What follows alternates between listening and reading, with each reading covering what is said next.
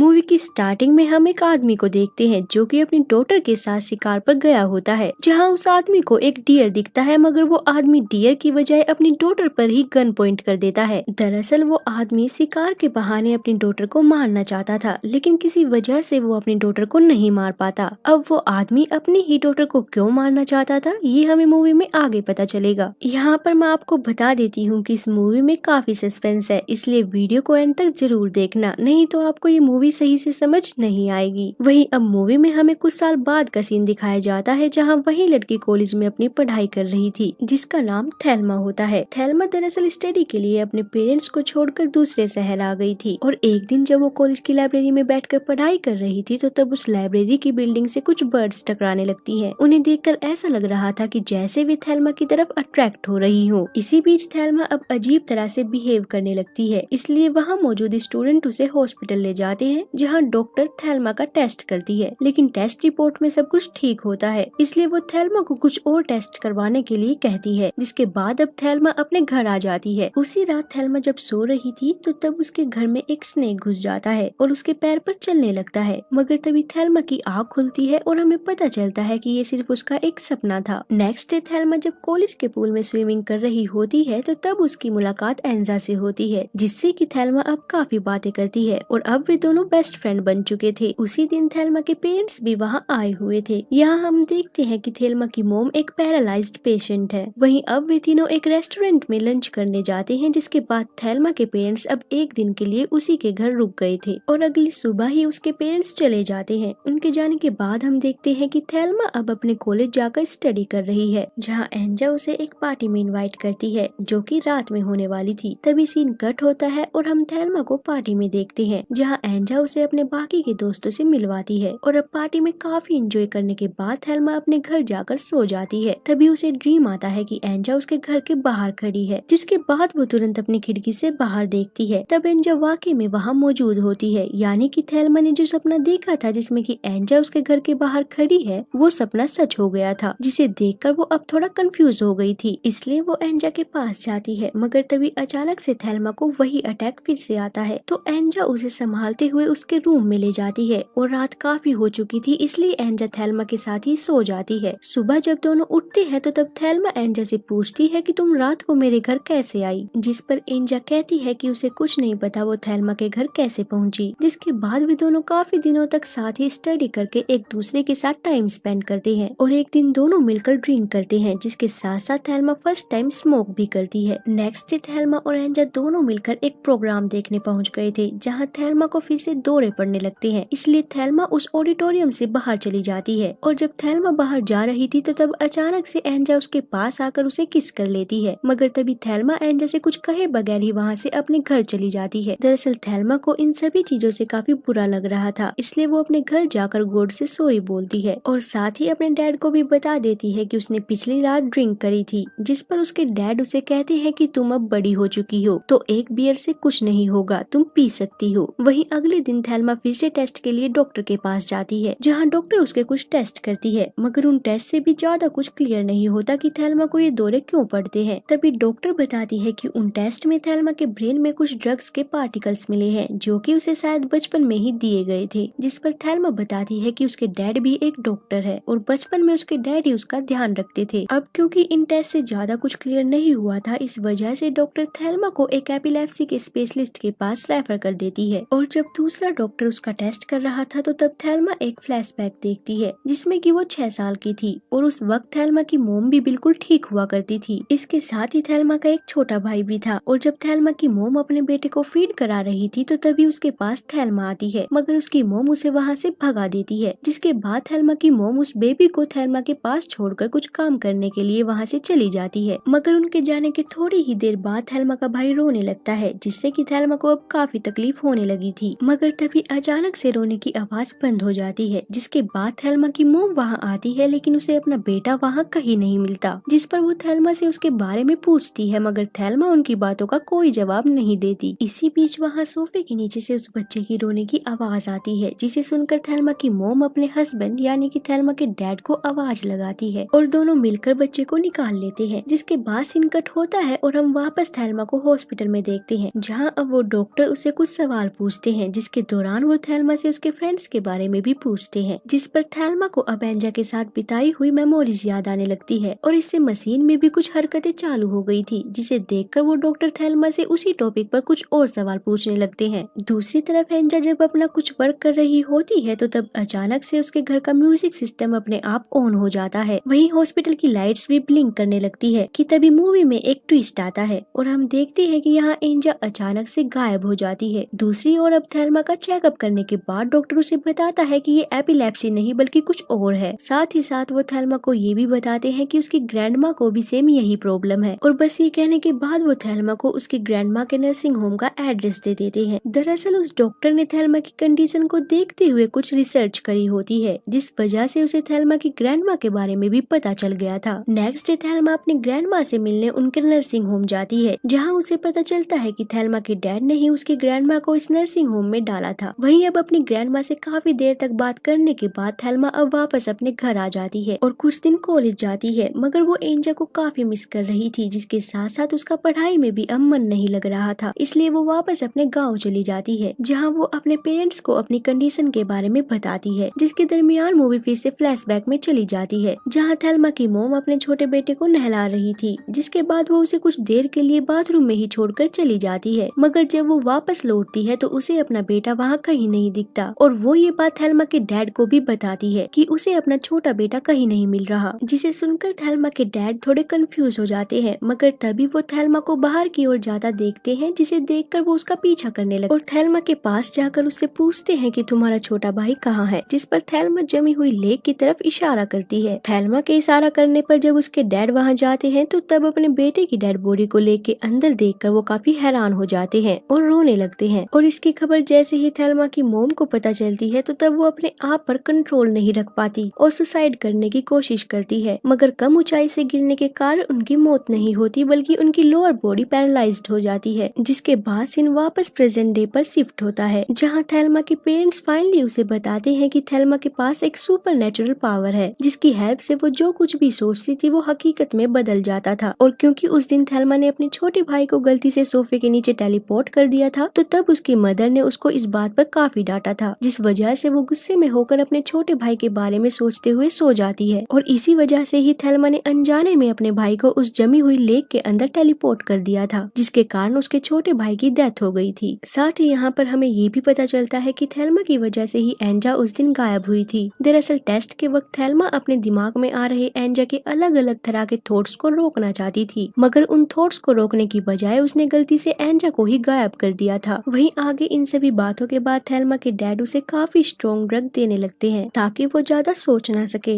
मगर इस वजह से थेल्मा अपने डैड से अब काफी गुस्सा हो गई थी, जिसके कारण वो एक दिन अपने डैड को कहती है कि उसे वापस पढ़ने के लिए शहर जाना है, लेकिन उसके डैड बिना कोई जवाब दिए वहाँ से चले जाते हैं। जिसके बाद हम देखते हैं कि ड्रग्स लेने के कारण थेल्मा को अब नींद आने लगी थी, जिस वजह से वो सो जाती है और इमेजिन करने लगती है कि उसके डैड लेक के बीचों बीच मौजूद है, जहाँ अचानक से उनकी बॉडी में आग लग जाती है, जिससे बचने के लिए वो तुरंत पानी में कूद जाते हैं, मगर पानी में कूदने के बावजूद भी उनकी बॉडी में आग लगी हुई थी, जिसके कारण वो जल्दी मर जाते हैं। तभी थेल्मा अचानक से ड्रीम से बाहर आती है और लेक की तरफ भागती है, जहाँ वो देखती है कि उसके डैड की बोट लेक के बीच में रुकी हुई है, जिससे कि वो ये समझ गई थी कि उसके डैड भी अब उसकी वजह से मर चुके हैं, जिसके कारण अब थेल्मा काफी सैड हो जाती है और अपना सामान पैक करके वापस कॉलेज जाने का डिसाइड करती है। मगर जाने से पहले वो अपनी मोम के पास आकर उनके पैरों को टच करती है और इमेजिन करती है कि उसकी मोम बिल्कुल ठीक हो गई है। और थोड़ी देर बाद ठीक वैसा ही होता है, उसकी मोम बिल्कुल ठीक हो जाती है। जिसके बाद थेल्मा अब अपने कॉलेज पहुंचती है, जहां पहुंचकर वो इमेजिन करती है कि एंजा उसे किस कर रही है। और कुछ देर बाद ठीक वैसा ही होता है, यानी कि एंजा सच में आकर थेल्मा को पीछे से किस करने लगती है। दरअसल थेल्मा ने अब अपनी पावर्स पर कंट्रोल करना सीख लिया था, जिसकी मदद से वो एंजा को वापस ले आई थी, मगर वो अपने डैड को वापस लाने में नाकामयाब हो जाती है। जिसके बाद सीन कट होता है और हम मूवी के स्टार्टिंग में देखते हैं, जहाँ पर थेल्मा के डैड ने उस पर गन पॉइंट कर रखी थी। दरअसल थेल्मा की इन्हीं पावर्स के कारण उसके डैड उसे मारना चाहते थे, मगर उस वक्त उन्होंने थेल्मा को नहीं मारा, बल्कि उन्होंने उसे स्ट्रॉन्ग ड्रग्स देने चालू कर दिए थे। और इसी के साथ हमारी मूवी यहाँ खत्म हो जाती है। तो गाइस, अगर आपको ये वीडियो अच्छी लगी तो लाइक कमेंट जरूर करें और सब्सक्राइब करना ना भूले। तो मिलते हैं फिर अगली वीडियो में।